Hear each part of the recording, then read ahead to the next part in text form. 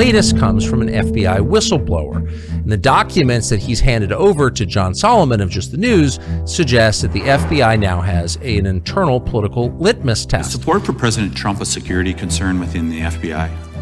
I'm sorry, I couldn't hear it. Is support for President Trump a security concern amongst your employees? No.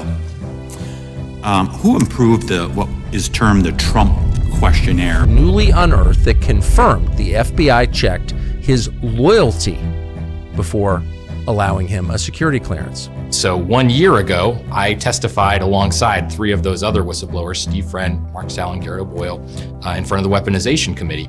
And at the time, the FBI had just released information that they had all had their security clearances suspended, a couple of them revoked. And so as we started that hearing, Delegate Stacey Plaskett opened by saying, Chairman Jordan, you've invited these people here who are a threat to our national security. How dare you? And now, a year later, we've been able to pull back the curtain and see the FBI's documentation for why it did what it did with their clearances. And that's the context in which we've seen this sort of questioning going on, asking people if they ever supported President Trump. And mind you, it wasn't just that they asked these individuals, these were interviews by the Security Clearance Division of their fellow employees. So people who were compelled to answer, who had to either answer these questions from the Security Division or have their own security clearance called into question. And they were asked, did you ever socialize with these individuals? What was your association with them? And then asked these extremely intrusive questions. And so that's the context in which this very problematic set of questions came up. And what we are hearing is that this may be just the tip of the iceberg, that there were many, that certainly there have been allegations out there that once people got swept into that security funnel, that there was a purge of FBI employees that had conservative views. And now in black and white, we've uncovered those documents because of our client's security appeal, where we've been able to see the basis on which his colleagues were questioned. And this is extremely problematic. Within the FBI that was done by SIIS, Dina Perkins, Jeffrey Ventry were behind it. There were a number of FBI whistleblowers, several of whom we have represented, people like Steve Friend, Marcus Allen, Garrett O'Boyle, who were objecting in various ways to how the FBI was approaching its investigations of those. But this particular individual had his security clearance suspended, and that's when all of this hit. The reverse of this, right? I think every American would agree. It would not be appropriate in the future for the FBI to ask employees, did they ever express any support for receiving an abortion? This idea that that's any of the FBI's business whatsoever is really, really outrageous. Who was responsible for that? And did you know that there was a Trump questionnaire out there? So the document you're asking about is an interview outline that we only recently learned about, and in my view is completely inappropriate. Into personal political views, or again, even feelings about one's own bodily autonomy, all of that was hidden in these documents. And now that we've ripped the mask off the FBI, again, we are certainly going to push the Inspector General to see whether this happened in other cases, and we strongly expect that they will find that it did.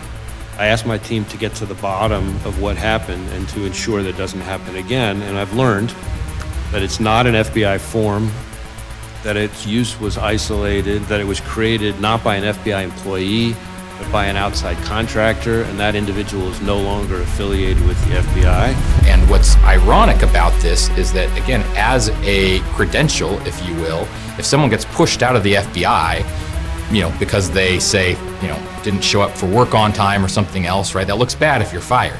If you have your security clearance revoked, you're not in a position to go to another agency, exactly. Right? You can't say I want to go to Immigration and Customs Enforcement because I think that they need some help over there. No, you have been deemed disloyal to the United States. We are sending what we have found to the Office of Inspector General and we'll cooperate, of course, with anything they find. Behind the scenes. Now, again, keep in mind, this is not what was put into the security clearance suspension letter that our client received, or that other whistleblowers we have represented received. It's not what went into their revocation letters. So it's only now, like I said, pulling back the curtain that we see that it's behind closed doors, right? So it's within this black box of secrecy, and it's really this secret process that has no oversight from the outside, generally no oversight from the Inspector General, no oversight from Congress. That's an environment that allowed this to flourish, because otherwise we never would have known about this had we not seen those backing documents. Because again, the proposals themselves themselves didn't reference any of these things that we would consider illegitimate. They just talked about whether someone engaged in violence, whether they broke laws, the things that stretched beyond that into personal political views. All of that was hidden in these documents. So at what point do Republicans say, I'm sorry, we're not going to pay for a secret police organization dedicated to destroying us? These documents are going to be the tipping point, frankly. I think that the Inspector General, we expect that an investigation by the Inspector General will open up. We expect that Congress is going to be doing oversight of that.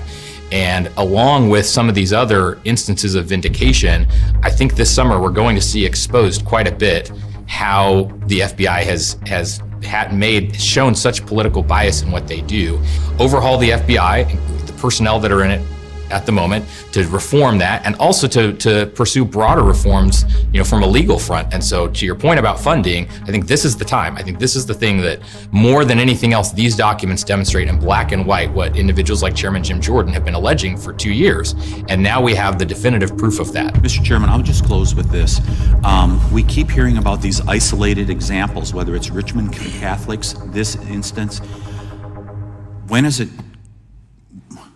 Isn't it a pattern? I yield back.